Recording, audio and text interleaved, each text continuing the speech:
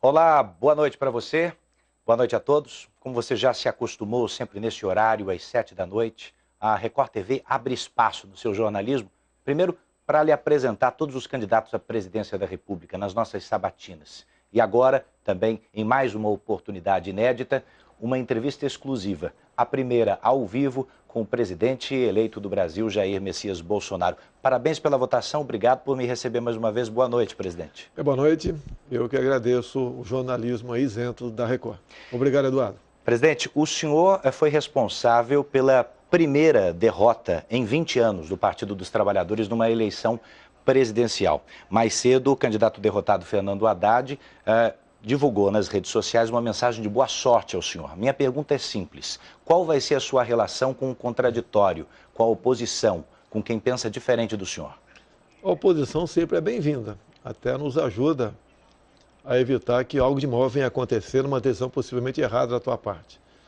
Logicamente, nós sabemos o que é oposição pela oposição. Isso, apesar de a gente esperar que não venha a ocorrer, mas nós sempre nos preocupamos com isso. A oposição é bem-vinda, a liberdade de expressão é sagrada e vamos fazer um Brasil diferente agindo dessa maneira.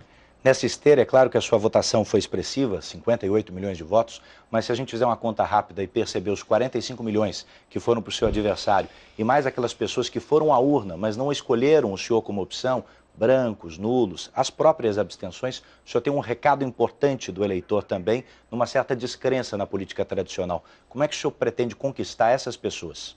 Bem, nós vamos governar, na verdade, para 208 milhões de pessoas, não apenas quem votou em mim. O Brasil está mergulhado na mais profunda crise ética, moral e econômica. E não vai ser uma pessoa ou um partido que vai tirar o país dessa situação. Precisamos do apoio de todos. Não queremos fazer nada que venha prejudicar ainda mais quem quer que seja no Brasil. E assim sendo, eu apelo ao entendimento de todos para que nos apoie, dê sugestões e quem esteja, porventura, no parlamento, ajude a aperfeiçoar essas ideias, porque o que está em jogo é o nosso Brasil. Estamos todos, sem exceção, no mesmo barco. Nesse quesito, o senhor tem um parlamento renovado, como há muito não se via, uma renovação histórica tanto na Câmara quanto no Senado. Como conversar com esses novos políticos, muitos deles nunca tiveram uma carreira política antes, sobre a sua pauta para o país? As conversas, na verdade, já começaram. É muito parlamentar novo, vários partidos já veio conversar comigo e tem conversado, porém, também sobre a situação que se encontra o Brasil. Muitos, até de outros partidos, foram eleitos por estarem me apoiando. Quer dizer, o nosso nome ajudou a eleger não só uma grande bancada para o PSL, bem como parlamentares de outros partidos.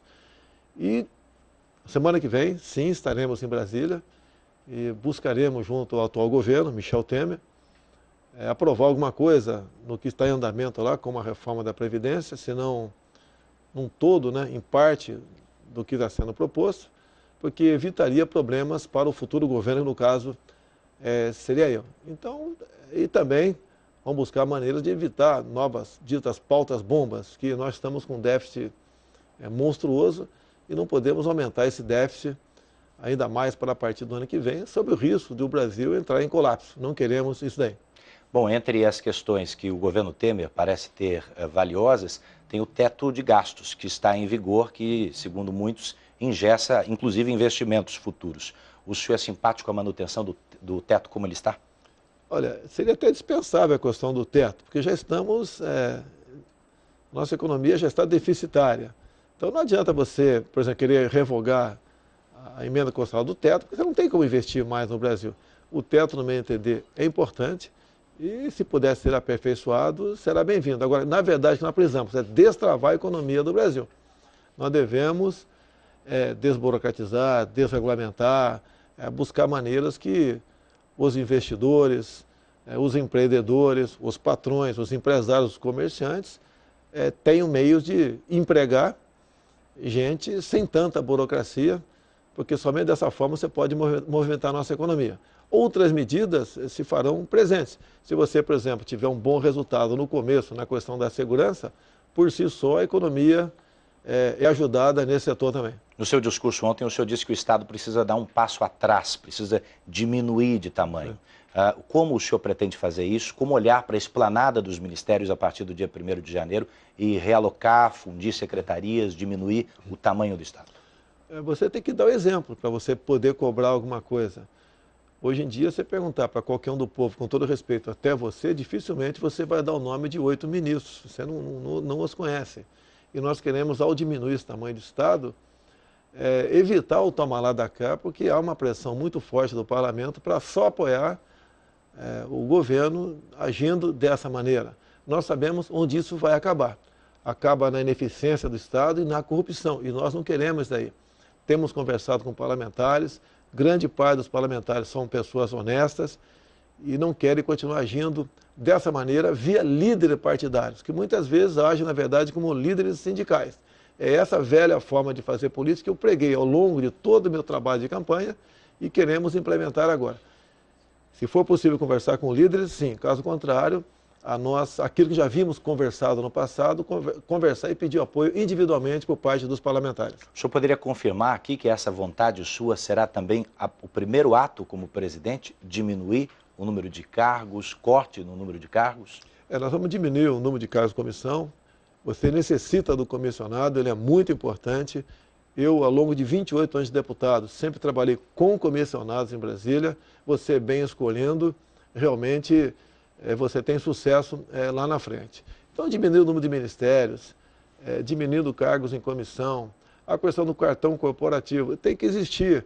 Mas o que eu falei para o pessoal? Vamos ver a despesa que eles tiveram ao longo dos últimos anos, vamos botar um percentual, 60%, 50% do gasto, você precisa disso aí, mas não vai ser um cartão corporativo completamente aberto e secreto, isso tem que deixar de existir. Vai ter limite para esse gasto? Tem que ter limite até para você dar exemplo. A questão de aeronave da Força Aérea Brasileira é a mesma coisa, se for possível. Às vezes você é obrigado, você não tem uma rota para um local que você tem que cumprir uma missão, quer seja o ministro, o próprio presidente da República. Mas sempre que nós pudermos viajar de avião de carreira, é a orientação que eu estou dando. Vamos também levar em conta as viagens anteriores e botar um percentual dessas viagens para que a gente possa, então, governar pelo exemplo. O senhor vai chamar esse controle de gastos mais para perto do presidente, que hoje ele fica um pouco distribuído? Porque quem votou no senhor, eu entendi também, quer que o senhor seja intransigente com qualquer tipo de desvio ético e de gestão. Como compor isso? Como deixar essa cartilha clara e mais próxima do senhor? Olha, os nomes que nós já escolhemos, bem como aqueles que estão em vista, são pessoas extremamente responsáveis. Não precisa um presidente ficar em cima, por exemplo, do Paulo Guedes, ou do Onyx Lorenzoni, ou do general Heleno. Eles são responsáveis, são pessoas maduras, que têm uma história muito bonita de vida profissional, moral e ética. Você não precisa disso daí. Então, eu acho que apenas a decisão governamental nesse sentido, eles a cumprirão e também, assim como o presidente, vão fazer o seu trabalho pelo exemplo. O senhor citou alguns dos já confirmados. Tem alguém para avançar aqui, aproveitando que a gente está ao vivo? Está quase confirmado aí o coronel da Aeronáutica, o Marcos Pontes, que seria o ministro da Ciência e Tecnologia. O que falta para confirmar? Mas um pequeno detalhe, porque o que acontece? É duro você confirmar o nome, né, e depois na frente mudar. Pelo que tudo indica, o Marcos Pontes será confirmado brevemente, seria então nossa quarta pessoa confirmada no Ministério. O senhor diria que estão desautorizadas outras nomeações ou outros nomes que têm surgido ao longo dos dias que não venham da sua boca? Eu tenho visto os jornais, né? E realmente tem aparecido um nome aí que eu nunca vi na vida. Tá? Nunca conversou comigo. Como alguns conversaram comigo e, de repente, quando saiu da minha casa, se lançavam. Esse já pode se considerar fora do governo, até porque, se tivesse ouvido mesmo qualquer conversa nesse sentido, seria reservado e não poderia estar falando aí fora para quem quer que seja. O senhor pretende mesmo indicar o juiz Sérgio Moro como ministro do Supremo? Bem, agora, como acabou o período eleitoral, se tivesse falado isso lá atrás, soaria oportunismo da minha parte, né? Eu pretendo sim, não só para o Supremo, quem sabe até para o Ministério da Justiça. Pretendo conversar com ele, saber se há interesse dele nesse sentido também. Pretendo conversar brevemente com ele e se houver interesse da parte dele, com toda certeza ele será uma pessoa de extrema importância num governo como o nosso. Num passado não muito distante, o senhor falou também sobre a possibilidade de aumentar o número de vagas no Supremo Tribunal Federal e, de certa maneira, questionou a isenção dos que ali estavam. Isso ficou no passado?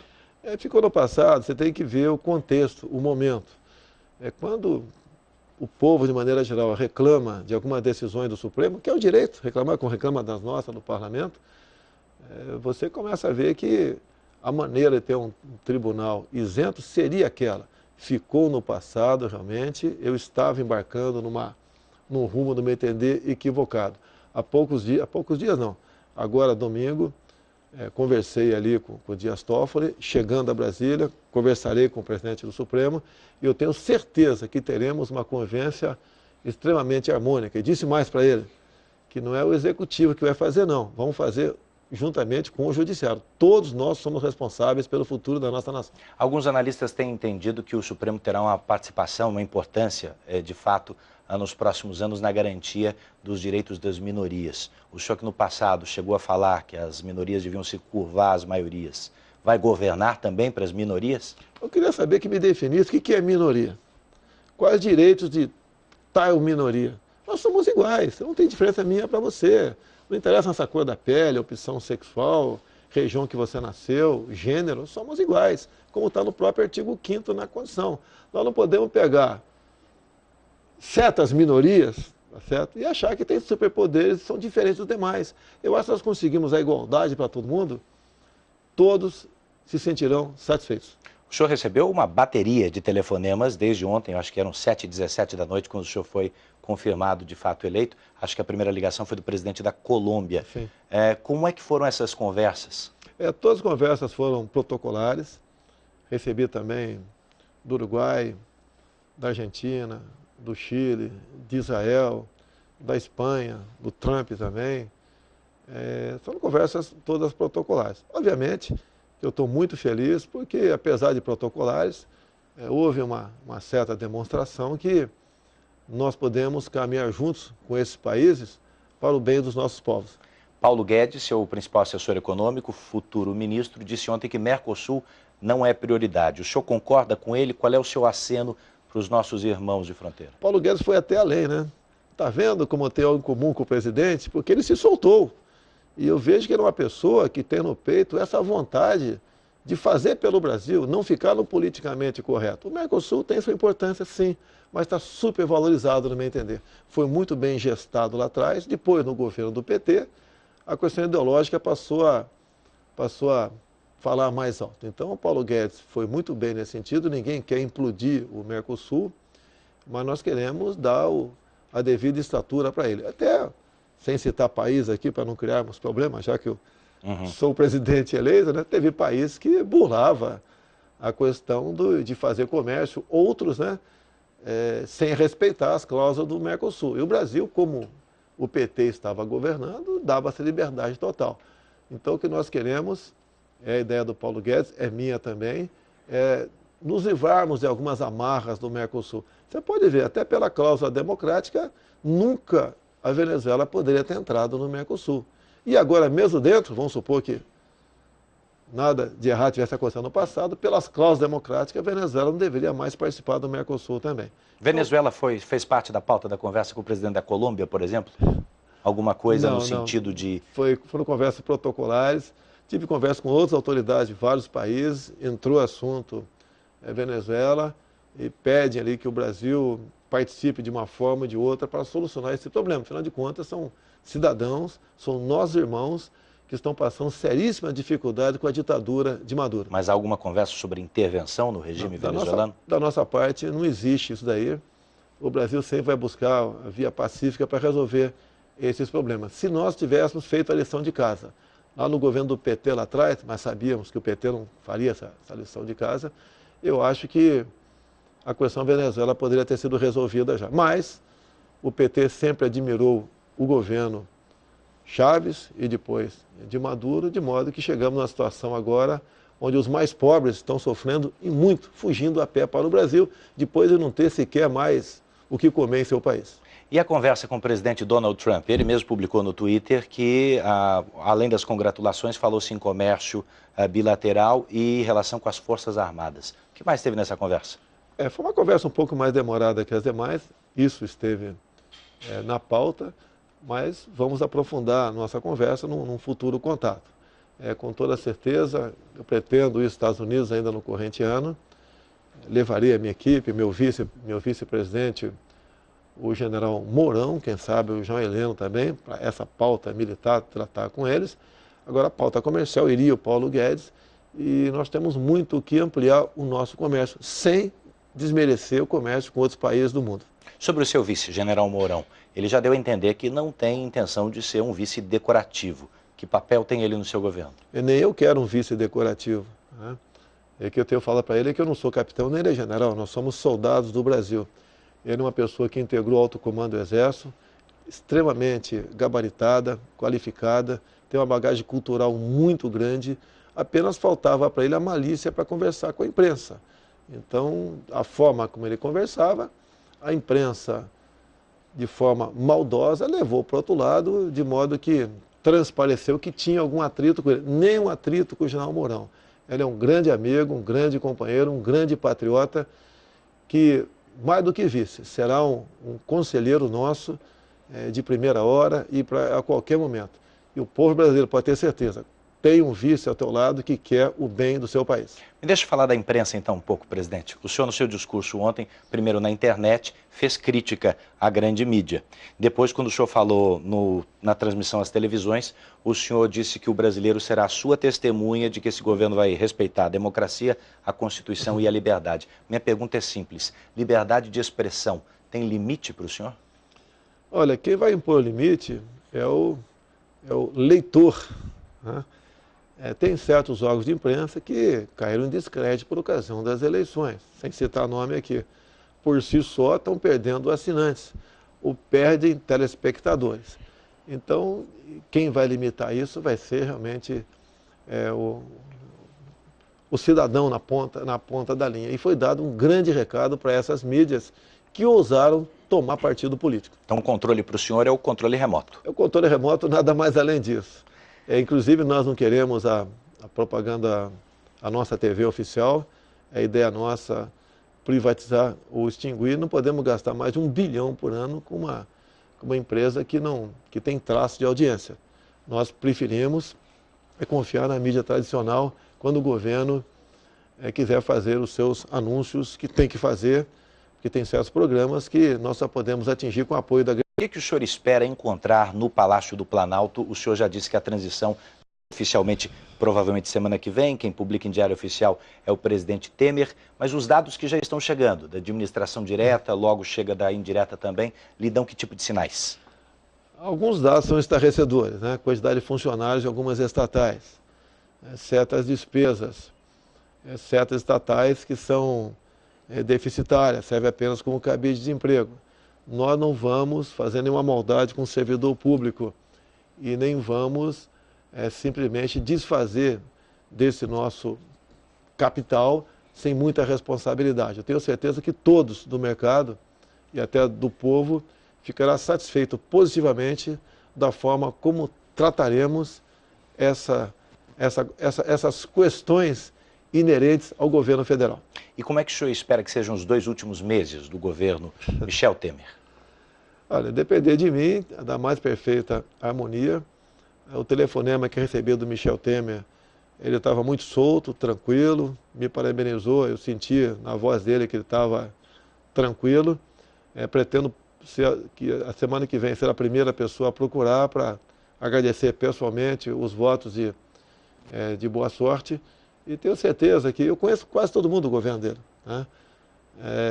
Porque, afinal de contas, estou 28 anos em Brasília. Eu acho que essa transição será bastante tranquila e será feita com muita responsabilidade, pode ter certeza. O senhor abriu essa entrevista falando do respeito à oposição, que a oposição pode muitas vezes até ajudar. Queria falar um pouco sobre as forças dentro do Congresso Nacional. O seu partido, o PSL, teve o número de cadeiras sextuplicado, né? Quer dizer, 6 vezes pelo menos. Com a cláusula de barreira, isso pode aumentar. Mas para aprovar a reforma, o senhor vai precisar conversar com o PSDB e com o MDB, pelo menos. Como vai ser essa busca pela governabilidade, inclusive com a oposição? É que eu tenho falado, né? A questão da mesa diretora. Geralmente o presidente não se mete nessa questão, porque senão ele ganha inimigos eternos lá dentro. O que eu tenho falado para a minha bancada é que eu gostaria que nós não lutássemos pela presidência da Câmara. Oferecesse para um outro partido ali, não tem mais partido grande no momento, né?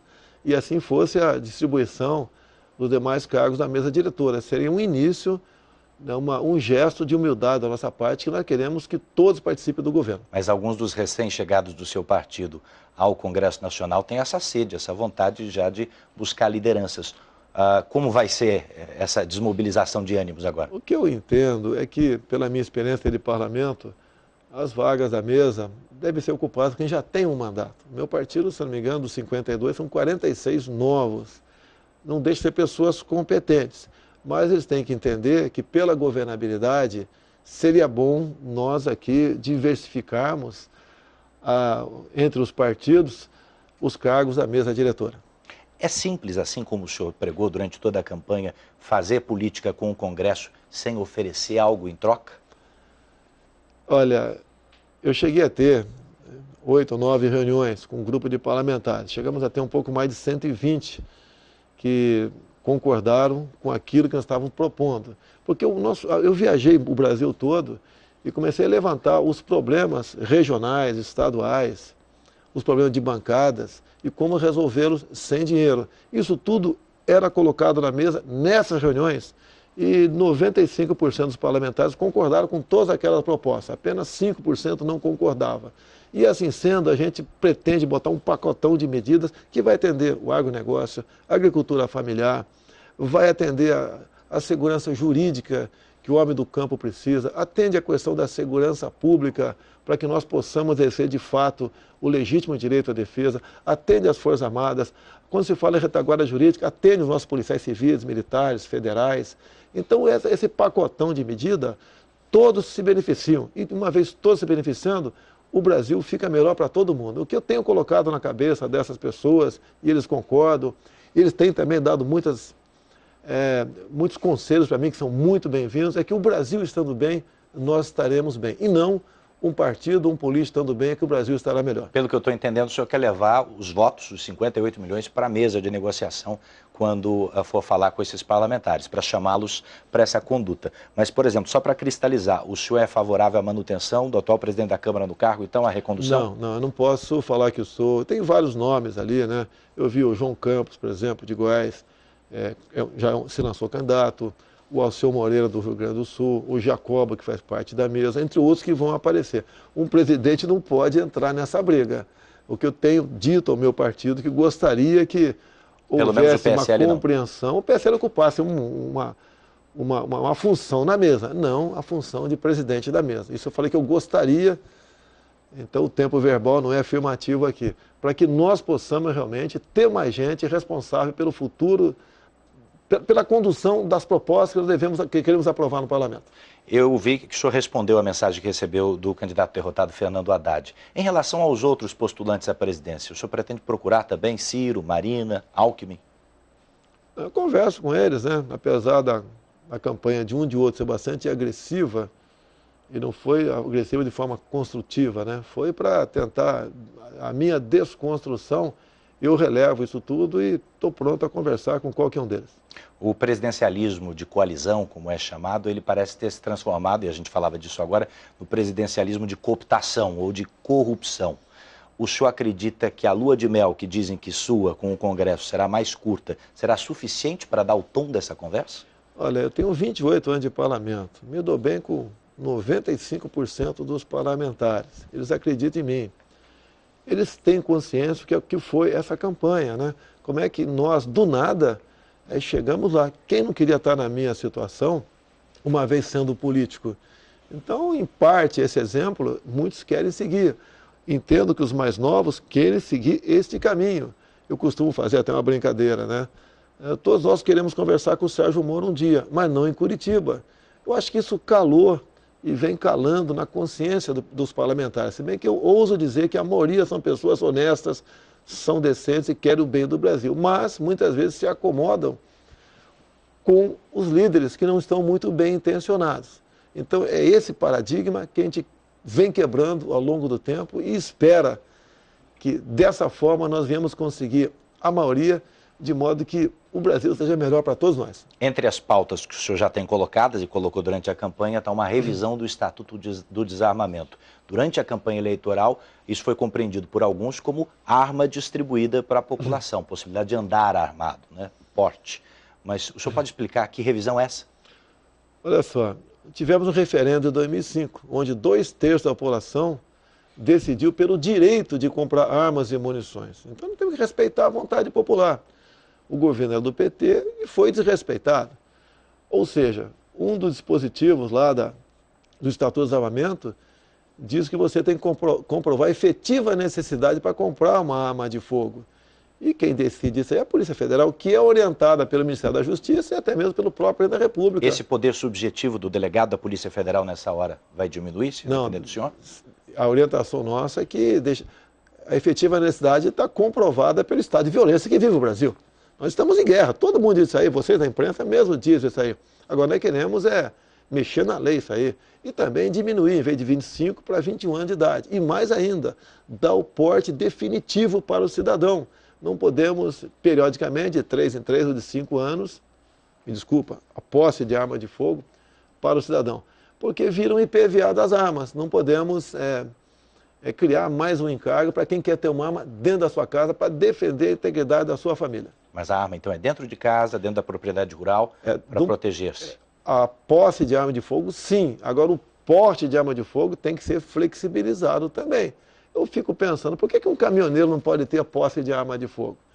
Imagina, se coloca a situação do caminhoneiro que dormiu num posto, um sono pesado, acorda no dia seguinte, não tem nenhum estepe mais no seu caminhão. Então, você casar isso com excludente de ilicitude, que eu digo que é em defesa da vida própria de terceiro, patrimônio próprio de terceiro, pode ter certeza que a bandidagem vai diminuir, porque um caminhoneiro armado, ao reagir, alguém estiver furtando ou roubando o seu estepe, ele vai dar um exemplo para a bandidagem. É o seguinte, olha, ele atirou, o elemento foi abatido, em legítima defesa, ele vai responder, mas não tem punição. Vai diminuir a violência no Brasil com toda certeza.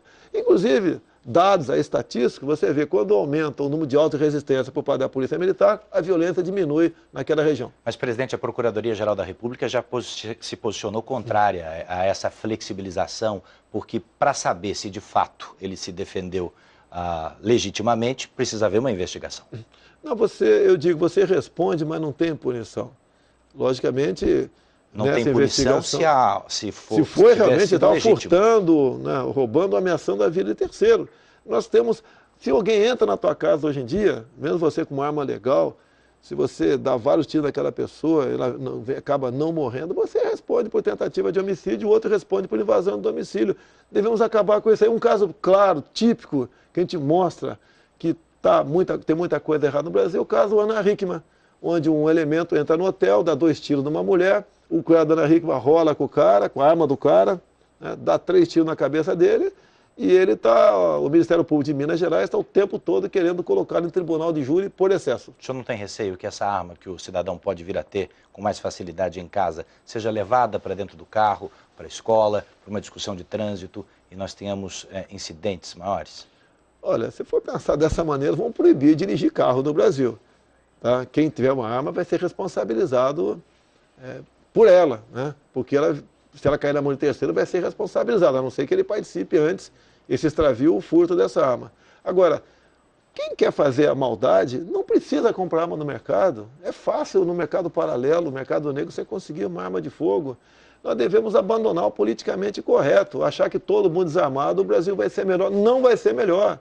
Eu estou vendo aqui várias pessoas aqui, não sei se tem alguém armado, mas se tivesse 3 ou 4 armados, eu teria certeza absoluta que não entraria um maluco por aquela porta e faria uma maldade aqui dentro. A arma de fogo, mais que garantir a vida de uma pessoa, garante a liberdade de um povo. Este está entre os seus principais ou primeiros atos como presidente? Entre vários outros que apresentaremos, né? Se bem que vamos tentar no corrente ano, a bancada da segurança está bastante empenhada, mudar o estatuto no corrente ano. Ok. Presidente, dias antes, para mais um assunto apimentado aqui, dias antes da eleição, uma semana antes, o senhor falando para a multidão, chegou a falar que vai fazer uma faxina e esses marginais, disse o senhor de vermelho, serão banidos. O que isso significa na prática a partir de 1º de janeiro? É os que não respeitam a lei. Tá? Você pode ver, quando você vê o pessoal do MST invadindo propriedades, depredando, matando animais, tocando fogo em prédios, você fica indignado com isso aí. Muitas vezes você entra uma ação de reintegração de posse e ganha. E o governador, tendo em vista de um partido que apoia o MST, não cumpre essa ordem judicial. Nós temos que ter uma legislação bastante dura para que esses que teimam viver à margem da lei sejam enquadrados. No que depender de mim, qualquer invasão, quer seja feita pelo MST como pelo MTST, terá que ser tipificada como terrorismo. É o que nós queremos fazer, cumprir a lei. E a propriedade privada é sagrada, não interessa se é urbana ou rural. Esse projeto vai para o parlamento também? Vai. 90% do que eu quero fazer passa pelo parlamento, 10% apenas por uma caneta presidencial. Mas um presidente também tem que estar disposto ao diálogo, à conversa. O senhor pretende conversar com os movimentos sociais? O movimento social que invade, que depreda, que faz essa barbaridade que é o MST, eu acho que não tem que conversar com eles. Tá certo? Eles têm que se enquadrar a lei, deixar de praticar esses atos. Hoje em dia o fazendeiro vive aterrorizado por esses que invadem a sua propriedade. E não devia ser assim, devia ser o contrário. Por isso que eu quero armar o fazendeiro. Ele tem que ter o poder de reagir. Assim como invadir uma propriedade rural é crime, invadir um apartamento, uma casa também é crime. Para a saúde pública, presidente, o senhor vai manter ou vai extinguir o programa Mais Médicos? Da forma como está, ele vai ser alterado. Em qualquer lugar do mundo, se você for médico, for querer trabalhar lá, você faz uma prova do Revalida. Você tem que fazer a mesma coisa aqui no Brasil. Agora, o programa Mais Médicos, criado pelo PT, foi para atender, em parte, a ditadura cubana. Em torno de 1 bilhão e 200 milhões de reais por ano vão para a ditadura cubana. E mais ainda, fala-se muito em direitos humanos. Pegue uma médica, ou uma profissional que está com jaleco de branco cubana, pergunta se tem filhos. Ela geralmente responde que tem. Onde estão? Estão em Cuba. Então a cubana não pode trazer seus filhos menores para o Brasil, além de 75% do seu salário ser confiscado para atender a ditadura cubana. Para fazer tudo isso, o senhor tem um enorme desafio, que é o ajuste fiscal do governo. Paulo Guedes já falou que para isso quer acelerar privatizações para fazer caixa, impedir que o governo continue gastando mais do que arrecada. Por onde começaria essa linha de privatizações? Olha, pelas deficitárias. Tá? Nós temos que ter responsabilidade em privatizações. Ali tem servidores. Tem algumas estatais que não vão bem das pernas exatamente pelas indicações políticas. Então, nós faremos essas indicações que não serão políticas. As estatais têm que cumprir as suas metas. Se não cumprir, você tem que realmente partir para uma privatização, com toda a certeza. Agora, mesmo assim, eu acho que tudo aquilo que não for função do Estado, nós temos que, com responsabilidade e com um modelo justo, partir para a privatização. Eu quero agradecer muitíssimo essa entrevista e lembrar que esses milhões de votos também se transformaram em votos de responsabilidade e confiança no senhor. Quero agradecer. Já estou ficando uma fisionomia de mais velho, reparou? É verdade. Muito obrigado mais uma vez pela entrevista. Uma boa noite e sucesso para o senhor. Obrigado. Bem, eu agradeço a sua companhia até aqui nessa entrevista exclusiva, a primeira do presidente eleito do Brasil. Você vai acompanhar a cobertura completa sobre o segundo turno das eleições e alguns também dos principais momentos dessa entrevista, logo mais no Jornal da Record. Fique agora com a sua programação normal. Boa noite.